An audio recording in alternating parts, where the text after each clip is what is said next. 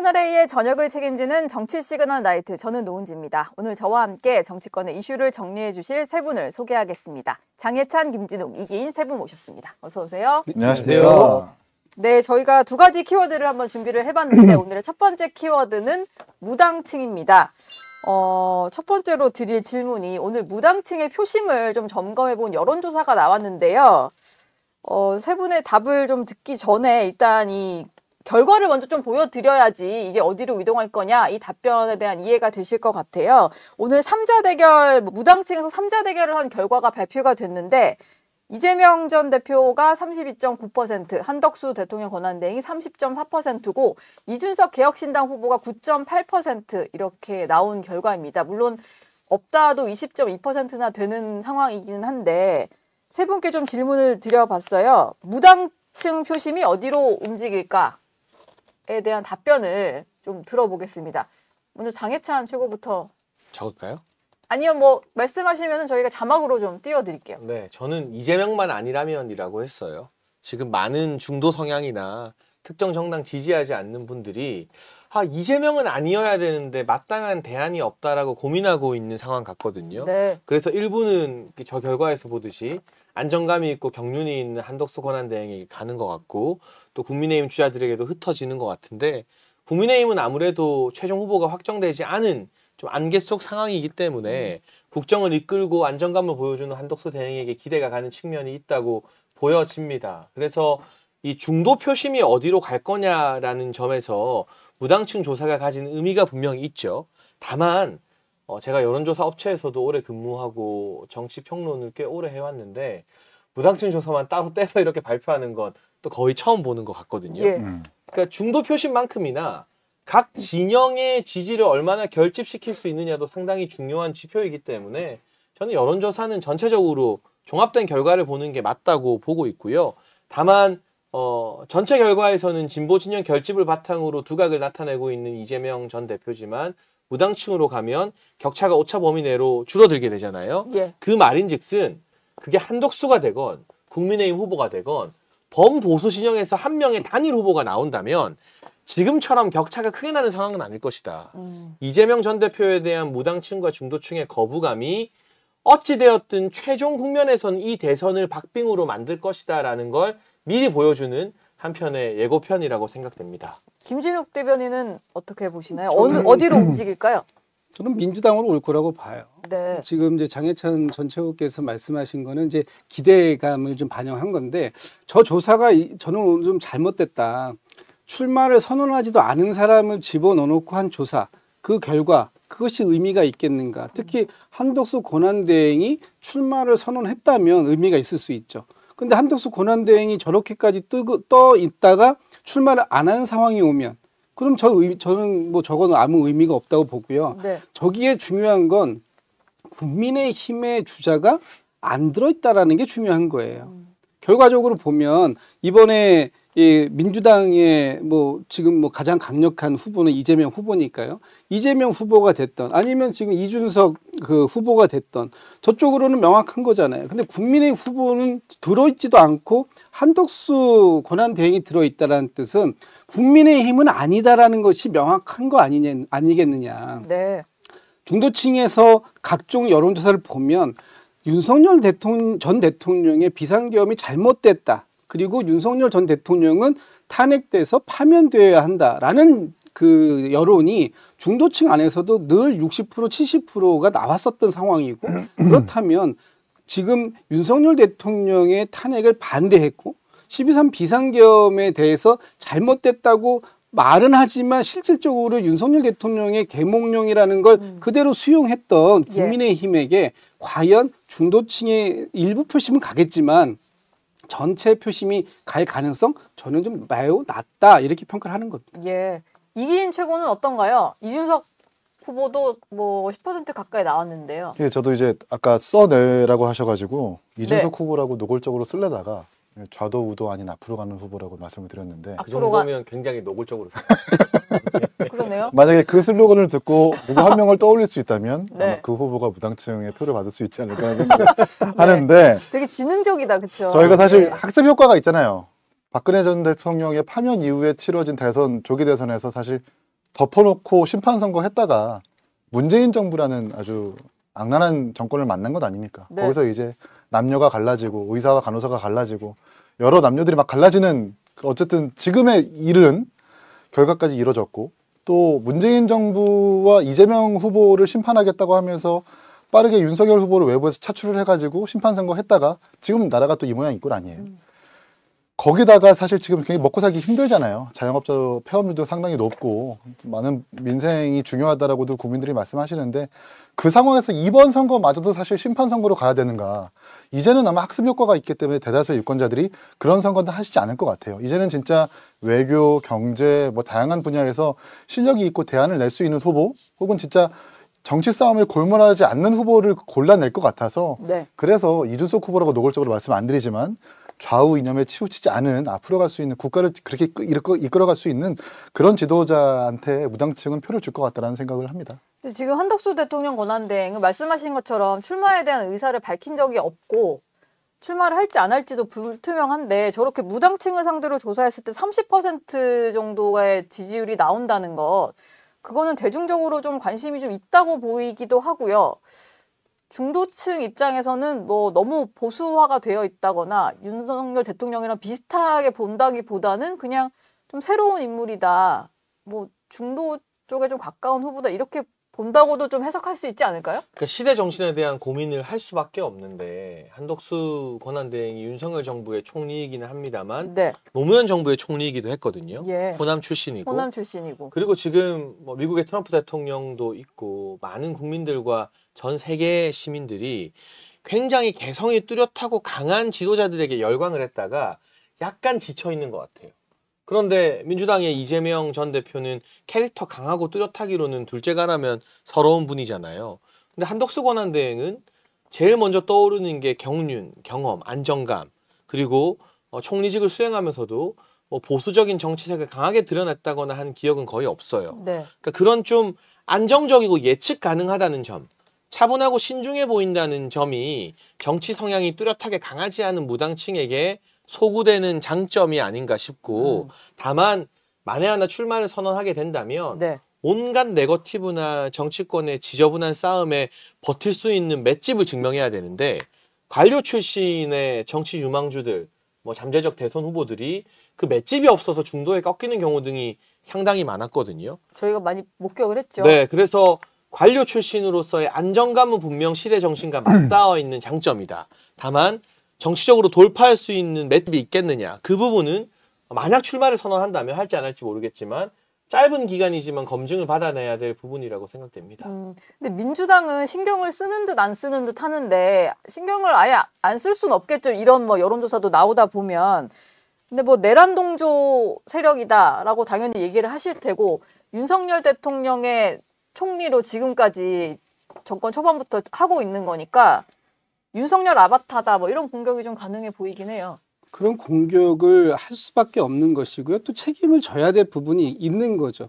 한덕수 지금 권한대행께서 3년 동안 윤석열 정부의 이제 총리를 하셨는데 네. 사실 윤석열 정부에 대한 평가는 이제 실패한 정부다 이렇게 평가가 나온 거잖아요. 어쨌든 5년의 국민들께서 부여했던 5년의 임기를 채우지 못했기 때문에 이 정부는 실패한 정부죠.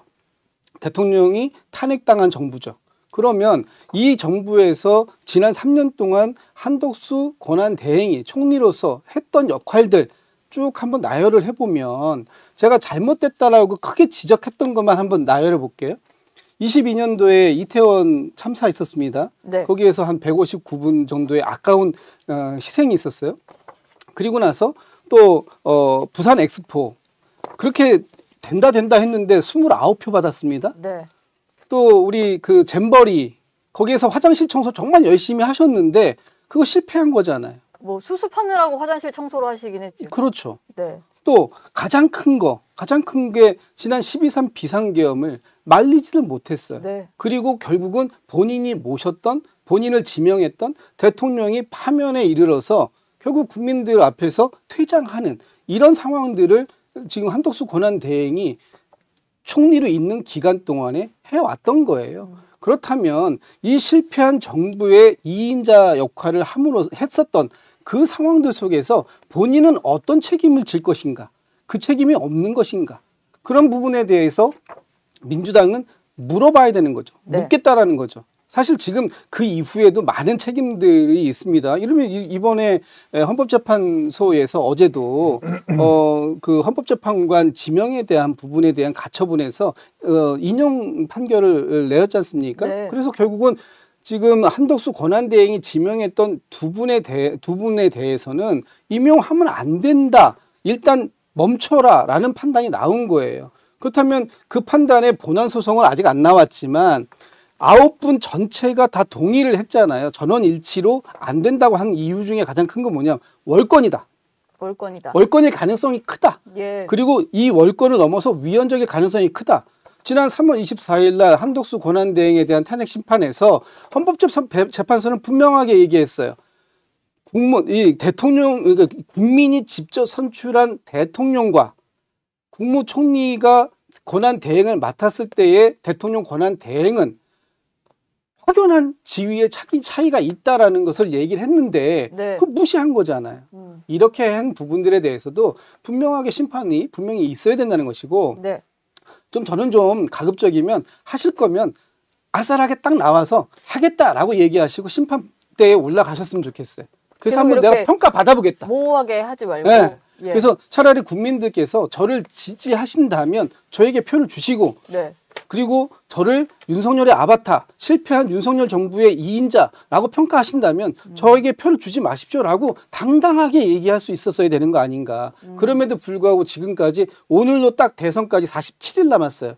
47일 남은 이 시간에 권한 대행이 정치적 중립의 의무 또는 국정의 안정의 의무 이런 것을 이렇게 무시해도 되는 건가요?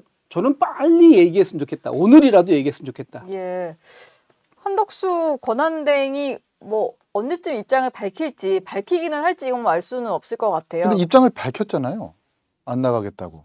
출마하지 그것도 않겠다. 아니라던데. 국민의힘의 경선에 참여하지 않겠다라고 이미 밝혔는데 경선에 무소속으로 나올 수 있어요. 근데 거기서 더 나아가서 이제 무소속으로 나온다라는 건 정치권 일각과 호사가들의 예측이죠. 본인은 한 번도 입장을 밝히지 않았기 때문에 그렇죠. 그 계속 입장을 밝히라는 정치계잖아요. 거죠. 정치권에서 뇌표시를 쓰고 있는 거예요. 그러니까 저도 밝히면 되는데 지금 국민의힘을 좀 오히려 한덕수 총리가 지금 망치고 있다고 좀 보거든요. 네. 8명의 경선 완전히 묻혀버렸죠. 본인의 출마설 때문에 지금 계속해서 보도를 뒤덮고 있잖아요. 그리고 아까 우리 장재찬 최고가 예측 가능성 그리고 안정성 저도 인정을 하는데 사실 이번에 헌법재판관의 그 가처분 인용되면서 예측 가능성 안정감조차 사실 깨졌어요. 그리고 마은혁 재판관을 임명하지 않을 때도 여야가 합의를 안 했기 때문에 임명하지 못하겠다라고 했는데 갑자기 어느덧 파면된 이후에 여야 합의를 하지 않았는데도 불구하고 임명을 해버립니다. 예측 가능성과 사실 멀어진 거죠. 네. 그리고 이번에 가처분 인용되기 직전에 헌법재판소의 판결을 예측했는지 모르겠지만 사실 지명이 아니라 발표였다라고 말을 바꿨잖아요. 임명한 게 아니라 지명이었다. 그러니까 지명도 아니고 예. 임명도 아니고 단순한 발표였다라고 발표였다. 하는 것은 말을 사실 바꾼 거죠. 그러니까 분명히 지목을 한 거고 지명하겠다라고 본인의 의지를 밝혔고 야당이 계속해서 반발을 했죠. 지명은 안 된다. 네. 근데 그때도 단순한 발표였다라고 입장을 안 밝혔으면 그건 사실 지명하겠다라는 확고한 의지인 거죠. 근데 이제 와서 그냥 발표였다고 말을 번복하는 사람한테 어느 유권자들이 장래의 지도자라는 그 직위를 맡길 수 있을까? 네. 이런 생각을 전 잘한 거 딱 하나 있다고 생각해요. 뭐가 있나요? 네, 마은혁 재판관 임명한 임명한 거? 네. 제가 하나는 우리 이기인 최고 말에 동의하고 하나는 반대하는데 정치할 거면 지명을 발표다 이런 말장난하면 안 돼요. 그냥 세게 붙어야 돼.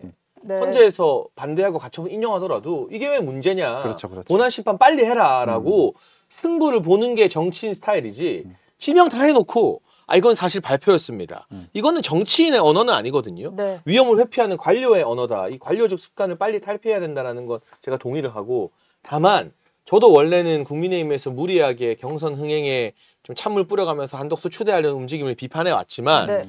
이 정도 지지율이 나오고 어느 정도 국민 열망이 모이면 국민의힘이 지금 내부 경선만으로 후보 냈을 때 이재명 전 대표와 1대1 승부가 제대로 가능할까? 뭔가 역부족이거든요. 솔직히 말하면. 그런데 한덕수 권한대행이 나와서 원샷 단일화를 한 번 더 한다고 하면 그 단일화 경선에 또 언론과 국민의 시각이 계속 집중돼요. 그러니까 이재명 전 대표는 그냥 가만히 앉아서 가만히 대통령 되겠다는 전략을 지금 펼치고 있는데 보수 진영은 뭔가 역동적으로 이벤트가 만들어지잖아요. 그래서 설령 최후의 후보가 한덕수가 되건 국민의힘 후보가 되건 그게 중요한 게 아니라 그런 한 번 더 붐업하고 컨벤션 효과를 누릴 수 있는 이벤트가 하나 더 생긴다는 게 네. 보수 진영 입장에서는 나쁘지 않을 수 있겠다. 저는 그런 긍정적인 뭐라도 해야 되는 입장에서는 또 그런 긍정적인 의미는 있다고 생각합니다. 예, 이벤트 차원 컨벤션 효과가 또 볼 수 있으니까 이재명 전 대표는 지금 뭐 연일 그냥 공약 관련된 행보만 보이고 있고 언론들도 관심을 갖는 게 더 이상 이제 사법 리스크 얘기할 건 아니니까 이 전 대표 공약에 또 많이 기사들도 나오는 것 같아요. 뭐 K컬처, K방산 이런 거 언급을 하는데 실용주의자 이게 좀 컨셉인 것 같아요. 그렇죠. 중도층을 좀 노리겠다는 거죠. 그렇죠. 지금 어차피 이제 이재명 이제 후보는 본인이 집권하면 무엇을 하겠다라는 얘기를 하고 있는 거예요. 네. 지금 뒤로 가는 열차가 아니라 앞으로 가는 열차의 선장 그 이제 조종대를 잡겠다라는 거지 않습니까? 그런데 가장 중요한 건 뭐냐면 경제를 성장시킬 수 있는 방법. 그것 중에서도 실용주의라는 거. 그리고 경제를 왜 성장시키려고 하느냐? 먹고 사는 문제를 해결해야 되겠다. 이것을 이제 먹사니즘이라고 했는데 네. 여기서 더 나아가서 잘사니즘으로 가야 되겠다. 잘사니즘. 그런데 이거에서 늘 민주당은 진보 정권 아니냐? 그렇다면 당신들은 분배에 그 더 방점을 찍어 왔던 거 아니냐? 성장 없는 분배가 없을 텐데 왜 성장 얘기는 안 하느냐라는 얘기를 많이 해왔고 네. 그 부분에 대해서 이제 방향성을 제시한 거예요. 우리 성장 중요시합니다. 그리고 분배를 성장이 이루어진 상태에서 파이를 키워서 분배하겠습니다라는 얘기를 하는데 그러면 어떻게 파이를 키울 거냐라는 부분에 있어서 실용주의 이 네 글자를 얘기하는 거예요. 중국에서 이제 흑묘 백묘론이라는 게 있잖아요. 검은 고양이든 흰 고양이든 쥐만 잘 잡으면 된다. 그래서 이번에 출마 선언 영상으로 할 때도 이 정책이 빨간 딱지를 붙인 정책이냐 파란 딱지를 붙인 정책이냐 소위 국민의힘이나 이런 보수 진영에서 나왔던 정책인지 아니면 이 진보 계열에서 나온 정책인지 누가 먼저 얘기한 게 중요한 게 아니고 그 정책이 국민들을 먹고 살게 할 수 있는 정책이라면 받아들이겠다라는 얘기를 한 거예요. 네. 그게 실용주의고 예. 그런 부분들에 대해서 적극적으로 하겠다라는 의지를 지금 밝히고 있는 거니까 이재명 대표가 그동안 민주당이 보여왔던 이 방향성이랄까요? 이런 부분들을 상당히 가운데 또는 가운데에서도 우측으로 끌고 가고 있는 중이다. 저는 뭐 그런 면에서는 상당히 효과를 보고 있다라고 보고 있습니다. 네. 근데 그때 이준석 후보 같은 경우는 그 K 엔비디아 있잖아요. 그거 가지고 이재명판 대왕거래 프로젝트다. 뭐 이렇게 아주 맹비난을 하더라고요. 그래 지금 K 엔비디아는 사실 이재명 대표 측에 쏙 들어갔죠. 더 이상은 뭐 국부 펀드까지 얘기를 했지만 사실 그걸 구체화하진 않는 것 같아요. AI 기본 사회로 그리고 이제 좀 넘어가긴 잘사니즘, 했던데. 먹사니즘이라고 하는 거 영상에서 이제 출마 이 단어로 썼는데 네. 사실 잘사니즘, 먹사니즘이라는 게 그 커뮤니티에서 이재명 대표를 멸칭하는 막사니즘을 가리기 위해서 낸 전 구호라고 봤거든요. 네. 그 이상의 비전은 전 잘 보이지 않았어요. 그러니까 성장을 얘기하는 것도 좋은데 분배도 같이 얘기한다. 그건 좋은데 기본 사회인가요? 그 예. 이번에 대규모 무슨 뭐 정책으로 채택하고 있다는 거 아니에요. 여전히 시장과 도지사 때 썼었던 무상 내지는 현금 복지 같은 것들을 포기하지 않겠다라는 거예요. 근데 당장 한번 저희가 예를 들어볼게요. 이재명 시장이 썼던 무상 교복이라고 하는 정책이라고 하는 것이 사실 수요자로 하여금 25만 원 현금을 줬던 정책이었거든요. 그럼 그 25만 원 현금을 주면 당연히 시장 논리에 따르면은 그 교복 가격은 오를 수밖에 없습니다. 그러면 투입된 세금만큼 더 많은 세금을 투입해야 된다는 거예요. 사실 그 기조를 지금 잃어버리지 않고 있는 거거든요. 네. 과연 여기서 성장과 이재명 대표가 얘기하는 분배가 어울리는 단어인가라고 의심할 수밖에 없고 실용주의라고 하는데 전 기억나는 세 가지 정책이 있어요. 예. 방첩사를 세 가지로 쪼개겠다. 국방부 세 기관 쪼개겠다. 그리고 검찰을 공소청과 수사청으로 쪼개겠다. 또 하나가 방첩사 쪼개는 거 감사원을 국회 통제밖에 국회 통제밖에 안 된다. 그게 약간 보복성 공약이죠, 사실은.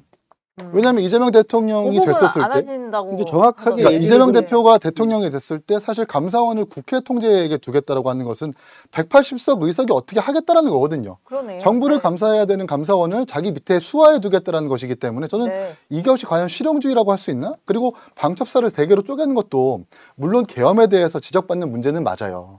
그런데 간첩 활동, 첩보 활동, 동행 활동을 무조건 해야 되는 거거든요. 왜냐하면 네. 저 분단 국가이다 보니까. 예. 근데 그거를 거의 해체 수준으로 국방부에다가 예속시키고 편속시키겠다라고 하는 것은 대단히 저는 안보적으로 문제가 있을 거라고 저는 봅니다. 이렇기 때문에 실용주의라기보다는 약간 보복성 공약으로 좀 평가될 수 있겠구나라는 생각을 해보게 됐어요. 제가 좀 예. 반론을 좀 드려야 될 것 같아요. 일단 방첩사 관련해 가지고 오늘 조선일보에서 보도가 나왔을 때 당에서 바로 얘기가 나왔어요. 이거 공약 아니다.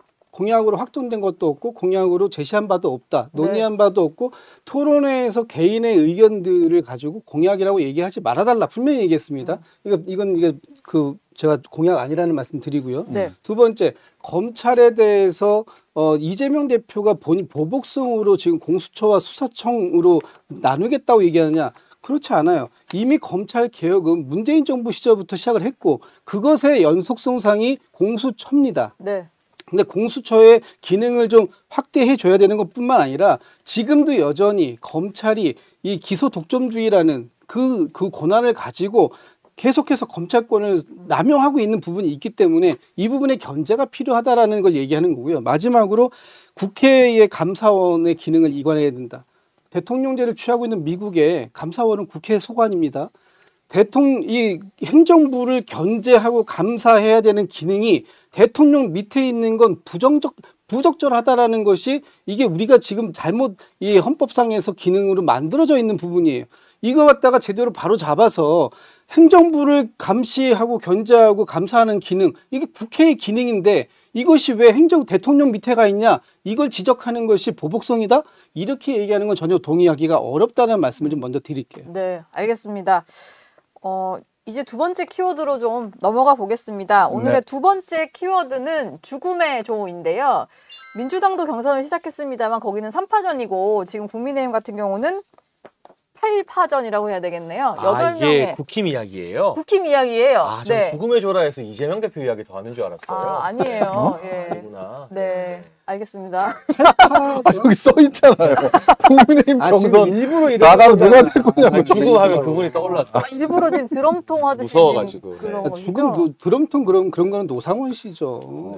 노상원 씨 영연백 이런 걸 얘기해 줘야지. 네. 이게 참 커뮤니티에서 도는 밈을 공론화해가지고 하는 건 진짜 바람직하지 않은 것 같아요. 당장 드럼통 얘기 나오니까 모경종 의원이 뭐 또 영연백에 영연백 들어갈지라도 얘기하고. 뭐 굴복하지 않는다고 그거 맞봤잖아요. 말고 저는 드럼통 그러니까 그 우리 당의 어느 의원께서 2009년, 2010년도에 나경원 의원이 2년 동안 기름값만 5,700만 원, 하루에 기름 4번 넣은 거, 뭐 이런 거 해가지고 예. 그때 그 드럼통의 효과를 네. 지금 다시 한번 꺼낸 거냐 이렇게 얘기하시는 게 더 떠오르던데. 근데 약간 이야기가 새서 하는 말인데 네. 드럼통은 나경원 의원이 만들어낸 밈이 아니고요. 네. 온라인상에 수많은 젊은 네티즌들이 커뮤니티에서 자유롭게 이재명 대표하면 떠오른다고 연상된다고 한 거고 그 사진에 이재명의 이자도 민주당의 민자도 없어요. 그런데 그죠. 민주당과 이재명 대표 측에서 난리를 치는 건 네. 자백 아닌가요?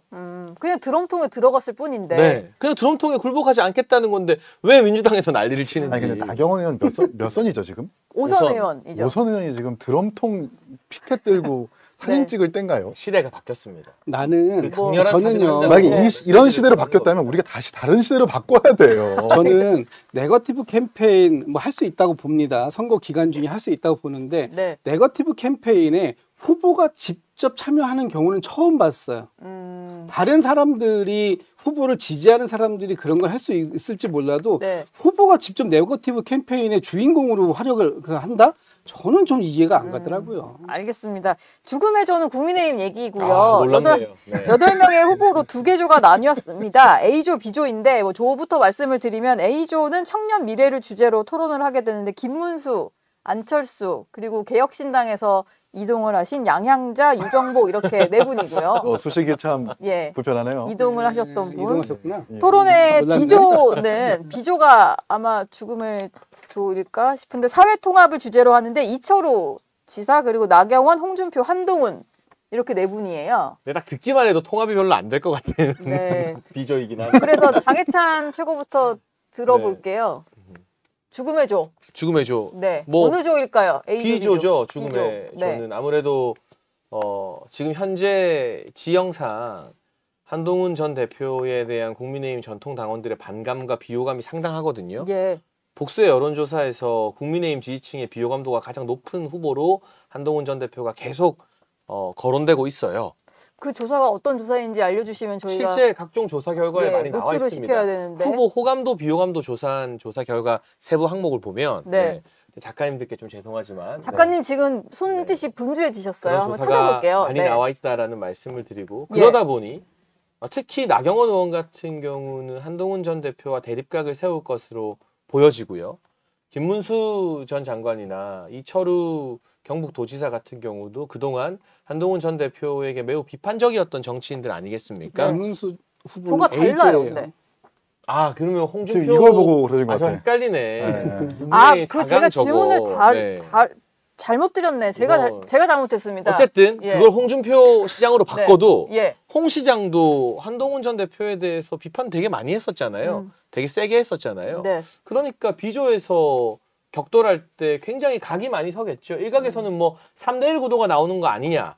그럼 그 세 명한테 비판받을 때 한동훈 전 대표가 생방송 토론 중에 감정 절제 못하고 욱하는 모습들이 많이 나왔는데 네. 그러다가 지난 전당대회 때도 패스트트랙 공소 관련한 실언을 했다가 네. 이거 잘못 아니라 했다가 나중에는 여론 안 좋아지니까 하루 뒤에 또 사과했거든요. 예. 그러니까 그런 것들이 나올까?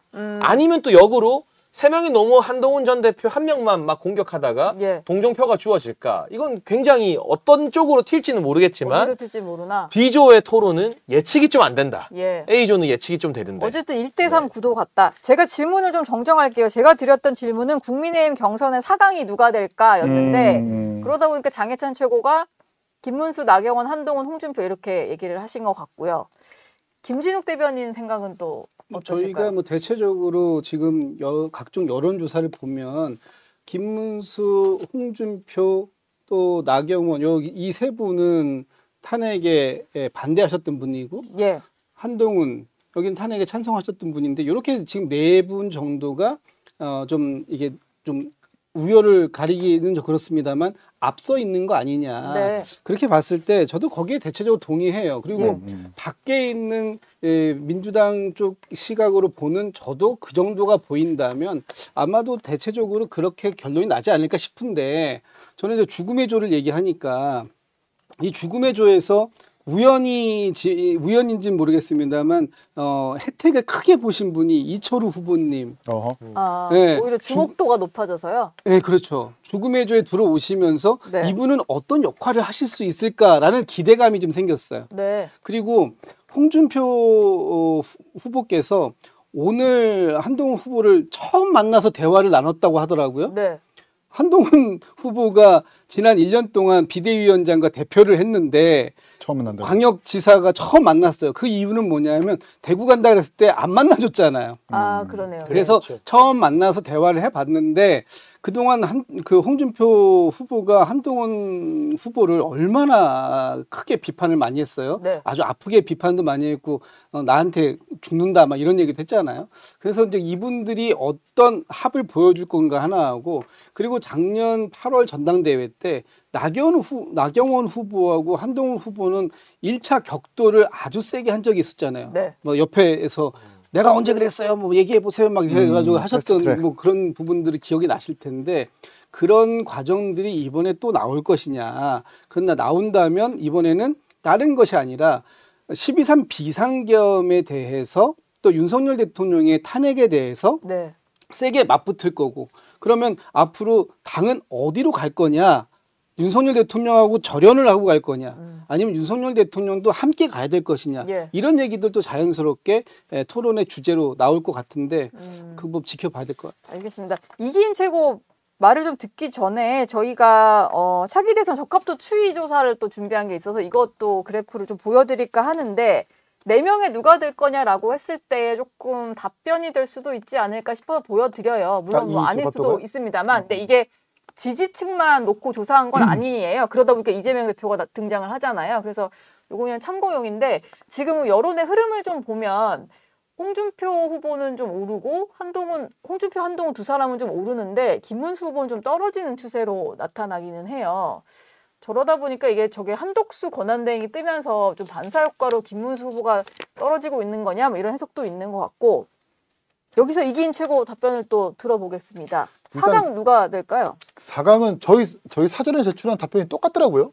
그러니까 다 나경원, 홍준표, 지금 한동훈. 열심히 사전에 제출 안 한 척 하고 있어. 그걸 그렇게 찬물을 그래? 감사해요. 저희 연기가 좀 어색해요. 거짓말을 하면 안 됩니다. 정말 어쨌든 방송 똑같다라는 한참 것은 어렵다. 똑같다는 것은 아니, 아마 근데 저 여야 할 것 없이. 그래프는 네. 제가 이제 잠깐만 설명을 좀 드리면 지금 이제 좀 전에 나왔던 그래프 저거는 이제 그냥 다 전체를 맞아요. 놓고 네. 조사한 거잖아요. 이게 그런데 국민의힘 지금 경선 룰이랑은 안 맞아요. 국민의힘의 경선 룰하고는 안 맞죠. 안 맞아요. 기준이 될 수 네. 없죠. 왜냐하면은 역선택 방지 조항이 있기 때문에 어쨌든 국민의힘을 지지하거나 아니면 지지하는 정당이 없는 사람들만 한다면 저 그래프하고는 완전히 다른 결과가 나와요. 특히 네. 국민의힘을 지지하는 분들의 그래프 여기에는 준비가 안 되신 것 같은데 오늘 MBS 여론조사라든지 네. 뭐 아이고, 이런 것들을 네. 보면 네. 합조조사 있습니다. 제가 뭐 수치는 얘기 안 할 거예요. 예. 근데 그런 걸 보면 어쨌든 이 결과하고는 사뭇 다른 결과가 다를 있다. 수 있다. 네. 예. 저희 세 명이 예상한 게 거의 대체적 정치권의 시각이죠. 정치권뿐만 아니라 아마 일반 유권자들도 똑같이 생각을 할 근데 거예요. 안철수 의원을 왜 이렇게 안 왜냐하면 쳐주시는 이철우 거예요? 유정복 지사는 사실 중앙 정치인이라기보다는 외곽에 있었던 이 외곽 네, 단체장이기 단체장이니까. 때문에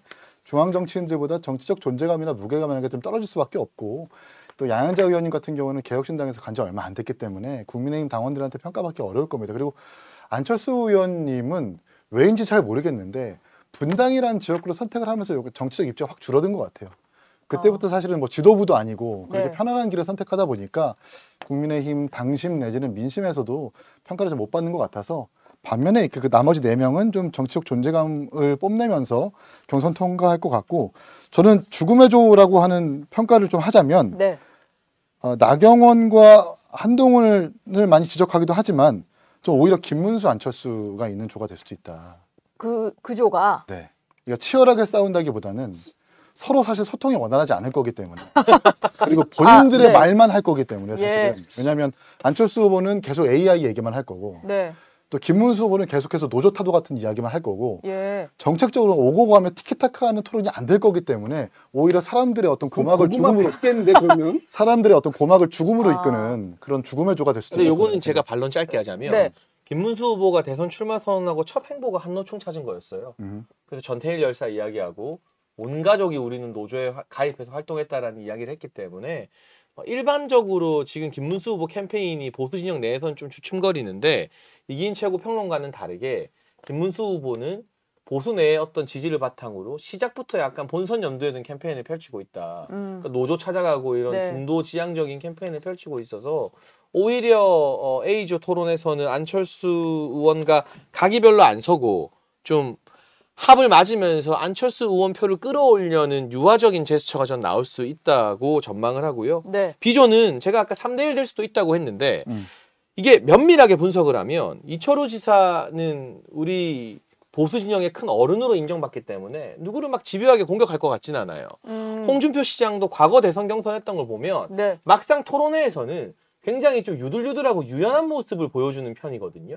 그래서 오히려 나경원, 한동훈 두 사람은 불꽃이 튀고 이철우 지사는 아 우리 통합해야지 왜 이래 이러고 홍준표 시장은 이렇게 운동장을 굉장히 넓게 쓰는 방자하다. 그런 좀 다각적인 모습이 펼쳐질 수도 있어서 예. 마냥 3대1이 또 될 것 같지는 않습니다. 뭐 한번 지켜봐야 되겠네요. 저 이제 네. 저기 하나만 첨언하면 A조 네. 지금 A조 얘기가 너무 없어서 A조. 제가 이제 A조 김문수, 안철수, 양양자, 유정복. 네, A조 얘기를 조금만 좀 보태드리면 오히려 지금 A조에서 또 다른 볼거리가 하나 있을 수 있겠다. 네. 지금 방금 보니까 양양자 후보가 안철수 후보를 몰아붙일 수도 있는 가능성이 있는 게 있다. 네. 반도체 전문가인데 지금 요즘에 안철수 후보가 AI 전문가인 것처럼 말씀들을 많이 하시더라고요. 네. 근데 진짜 AI 전문가인지 잘 모르겠거든요. 양양자 후보가 반도체 전문가는 맞잖아요. 네. 이 두 분이 이 부분을 가지고 티키타카가 생긴다면 재미있겠다. 재밌겠다. 볼 필요는 있겠다. 예. 예, 그래서 A조에서는 그 부분이 저는 관전 포인트가 되지 않을까 이렇게 전망해 봅니다. 근데 양양자 후보님은 모든 일정이 그런 건 아니지만 어느 날 하루 이제 일정을 봤는데 용인. 모든 일정이 다 용인 안에만 있더라고요. 네. 그래서 이제 너무 의도가 드러났어요. 그 이상식 민주당 의원이 1심에서 재단 축소 신고로. 박탈형을 선고받았잖아요. 그게 네. 3심까지 확정될지는 모르겠습니다만 네. 1심에선 일단 근데 이게 정치인의 모든 행보에는 숨은 의도가 있죠. 예. 근데 그 숨은 의도가 국민한테 들키면 안 되는 거예요. 너무 네. 노골적으로 보이면 안 되거든요. 그게 전략인 거죠. 아, 반도체 때문에 간 게 아니고. 반도체 그러니까 때문에 출마 간 선언을 거 아닌가? 하고 네. 그 슬로건이 본선 태풍, 뭐 경선 돌풍 이렇게 걸었는데 다음날 일정이 8시 용인, 10시 용인, 12시 용인, 다 용인이었어요. 하루 종일. 4시 용인이라서 네. 이건 뭐지? 네. 약간 뭐 화성도 좀 끼고 성남도 좀 껴야 되는데 그래서 이번 토론회가 양양자 의원한테는 굉장히 중요한 게 여기서 양양자라는 여성 정치인의 전문성이 있구나라는 인식이 되면 만에 하나 용인 보궐선거가 열렸을 때 당에서 우선 카드로 고려할 수 있죠. 네, 근데 그게 경쟁력이 아니라 뭐 입증이 되면 네, 그 경쟁력이 입증되지 않으면 용인갑이 보수 지형에서는 굉장히 좋은 지역이기 때문에 아니, 사실 용인이 반도체 뭐 첨단 도시로 이렇게 지목된 도시이기도 하고 네. 이준석 대표가 이제 개혁신당 만들 때 반도체 AI 기술로 4시간 동안 원고 없이 토론한 실력 있는 후보이긴 해요. 양양자 후보가 그런데 이제 다른 후보들이 공격할 포인트는 장차철 말씀처럼 너무 용인에 네. 집중하는 그 노골적인 노림수가 대선이 아니고 보여서 다음을 본 거 아니냐 이런 그러니까 공격이 제보고를 가능하다. 보고 나올 수 있습니다. 네. 그게 이제 양양자 의원만의 약점은 아니고요. 지자체장들도 다음번 지방선거를 앞두고 존재감 알리기 위해서 나온 거 아니냐라는 비판이 계속 따르기 때문에 네. 이번 1차 경선 토론에서 본인의 대선 출마 이유를 확실하게 보여주지 못하면 오히려 다른 거 노리고 나왔다가 그게 역풍이 될 수도 있다. 그 경고를 제가 드리는 겁니다. 예. 오늘 또 그 국민의힘 주자들 사이에서 좀 눈에 띄는 발언이 있었는데요. 원래 초반에는 좀 윤심을 파는 듯한 메시지들이 나왔었는데 나경원 후보 같은 경우는 윤석열 전 대통령을 자꾸 경선 과정에 끌어들이는 건 좋지 않다. 뭐 이런 얘기를 했고 홍준표 대구시장 같은 경우도 홍준표 후보 같은 경우도 윤 전 대통령 좀 자중할 필요가 있다 이런 얘기를 좀 했어요. 선을 긋는 모습을 좀 보이고 있는데 그러다 보니까 한동훈 후보 같은 경우는 지금 와서 그런 얘기하는 건 늦었다. 뭐 정말로 해야 될 때는 나만 그런 얘기를 했던 사람이다. 이렇게 또 차별화를 하더라고요. 근데 제가 이거 말씀드리면 네. 정치의 언어라는 건 다 아다르고 어다른 겁니다. 그러니까 윤석열 전 대통령을 경선 한복판에 끌어들이지 않겠다는 공감대는 있지만 네. 이걸 완전히 매몰차게 절연하고 손절해야 된다. 뭐 당의 부담이다.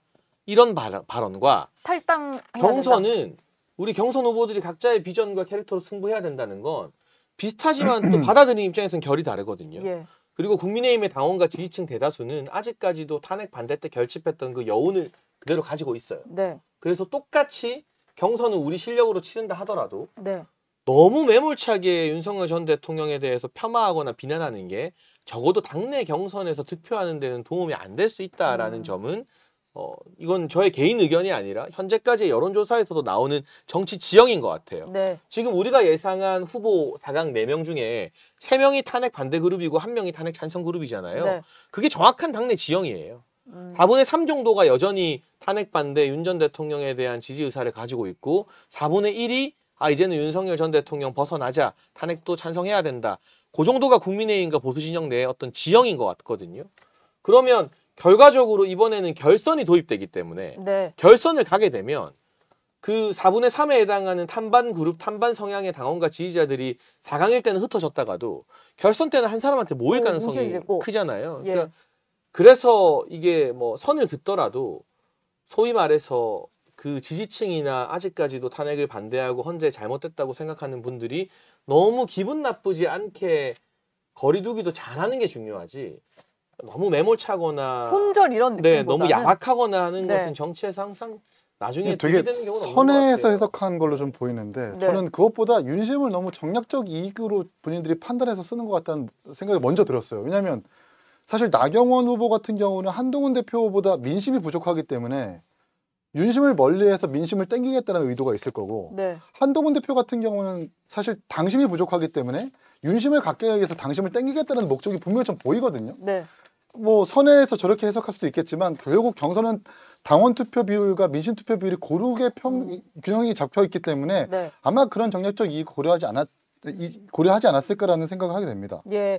여기서 좀 여쭤봐야 될 내일 중요한 일정이 하나 있는데 계속 뭐 윤석열 어게인 이런 댓글 다시는 분들이 많아서 저도 대체 어떻게 하겠다는 거지 이런 생각이 들었는데 내일 오후 1시에요. 윤 어게인 신당 출범 기자회견이 여의도에서 열린다 그래요. 이걸 주도하는 분을 보니까 그 탄핵심판대 대리인단 소속이었던 배희철 변호사인데 김진욱 대변인 보시기에는 이 신당은 뭐 윤심이 좀 찔려서 출범하는 신당 같으세요? 저는 완전히 실려 있다고 보입니다. 완전히 실려. 제가 지난주에 여기서 얘기할 때 국민의힘이 이번 대선에서 두 개의 강을 건너야 되고 하나는 탄핵의 강, 네. 또 하나는 윤심의 강이라고 얘기를 한 적이 있었어요. 예. 그랬는데 지금 오늘 이 여러 가지 토론들을 보거나 아니면 지금의 이 지형을 보면 여전히 국민의힘에는 반탄, 찬탄, 파가 존재하는 거잖아요. 그리고 좀 전에 장해찬 전 최고가 말씀하셨던 것처럼 국민의힘의 4분의 3이 반탄이다 이렇게 지금 얘기를 하고 있어요. 그런데 여기에서 어떤 상황들이 생기냐? 그 4분의 3에 속해 있다고 하는 사람들 중에서 윤석열 대통령과 거리를 둬야 된다. 이제 윤심팔이 하면 안 된다라고 얘기하는 사람들이 많이 나타나기 시작했어요. 네. 그 얘기는 뭐냐? 윤석열 대통령과 절연하겠다 이런 얘기를 하고 있는 거잖아요. 그런데 지난주인가요? 4월 7일경쯤 됐을 것 같은데 윤상현 의원이 이런 말씀을 하시더라고요. 절연보다 더 무서운 건 분열이다. 그럼 절연하면 안 된다는 뜻이잖아요. 그렇죠. 그런데 지금 당에서 절연 얘기가 나오자마자 바로 오늘 어떤 일이 있었냐. 공지가 막 요란하게 돌았습니다. 윤석열 전 대통령의 변호인단 5명의 변호인이 내일 오후에 신당 출범. 윤 어게인 신당에 대해서 기자회견을 하겠다라는 걸 하고요. 공보방을 따로 만들었어요. 네. 공보방이라는 게 뭐냐면 기자들에게 단톡방, 오픈 단톡방을 만들어서 거기에 들어오세요라고 하는 건데 네. 엄청나게 많은 기자들이 들어갔어요. 예. 왜 그럴까요? 뭐지? 당이 만들어지는 거야? 신당이? 그런데 윤 어게인 당이에요. 그거를 변호인단이 기자회견을 해요. 그럼 이거 누구의 뜻이겠어요? 변호인단 뜻일까요? 아닐 것 같아요. 정확하게 윤석열 대통령의 마음이 여기에 실려 있고 네. 당에서 나를 절연하겠다라고 한다면 나는 내 갈 길을 갈 거야. 그리고 그 방에 이제 초대하는 그 방에 네. 이렇게 초대를 받으면 이렇게 비밀번호 같은 코드를 입력하고 들어가야 돼요. 네. 그 코드 번호가 뭔지 아세요? 근데 저는 아는데 말씀해 주시죠. 비밀번호예요? 비밀번호. 비밀번호. 1203이에요. 네. 뭘 의미하는 걸까요? 계엄 날이네요. 예, 12월 3일 비상계엄에 대해서 찬성했던 사람들 다 들어와라. 저는 그렇게 해석을 해요. 네. 그러면 이 당에서 국민의힘에서 어떻게 반응이 나올지 저는 내일 오후부터 아마도 지금 내일 오후가 아니라 지금 이 순간 네. 국민의힘에서는 상당히 분주한 움직임들이 일어나고 있을 거라고 감히 예측을 해봅니다. 네. 내일 오후부터는 우리의 관심사가 국민의힘의 A조, B조가 아닐 수 있어요. 너무 억측인 것 같은데요. 그래요? 그럼 설명을 일단 좀 해주시죠. 네. 그 대통령 변호인단의 간판이라고 할 수 있는 윤곽근 변호사가 공지를 오늘 냈습니다. 네. 윤석열 대통령이 참여하지 않고 관여하지 않는다. 이건 순수하게 탄핵에 반대했던 청년들이 주도한 움직임이고 예. 뭐 일부 변호인단의 변호사들이 힘을 실어줄지는 모르겠습니다만 냉정하게 말해서 윤곽근 변호사나 화제가 됐던 김계리 변호사 정도를 제외하면 그 변호인단의 얼굴도 이름도 우리 국민 다수가 아무도 몰라요. 그렇잖아요. 예. 이 정치를 하고 당을 만들기 위해서는 구심점이 필요하고 인지도 있는 인물이 필요한데 일단 그게 전혀 없어요. 그리고 윤곽근 변호사 공지대로 윤석열 전 대통령이 직접 그 당에 참여하거나 가입하지 않는다면 대통령을 여전히 지지하는 분들 중에서도 국민의힘 경선에 집중해서 대선에서 이재명 전 대표를 상대로 싸워 이기자 하는 분들이 더 절대 다수일 겁니다. 네. 누구나 정치의 자유가 있고 창당의 자유가 있지만 저는 개인적으로 판단하건대 일종의 윤심팔이다. 그리고 지금 국면에서 이런 이 대통령이 참여하지도 않는데 대통령의 뜻을 마치 빌린 것처럼 해서 신당 창당하는 움직임들은 보수 통합이나 결집에 하등 도움이 되지 않는다. 일종의 자해 행위가 될 수 있다고 보고 네. 당 창당하는 거 이긴 최고 해봐서 알겠지만 쉬운 거 아니에요. 쉽지 않죠. 이거 중앙당에만 사람 모으는 게 아니라 최소 5개 이상의 광역시도당에 또 그만큼의 사람들을 모아야 돼요. 이 시국에 그거 하기 힘들어요. 그건 전문가들이 붙어야 됩니다. 네. 아니면 전국구 인물이 하나 있어서 구심점이 되어야 돼요. 그런데 국민의힘의 국회의원이나 원내의 전국구 인물 중에 누가 지금 국면에서 당을 박차고 신당에 나갈까?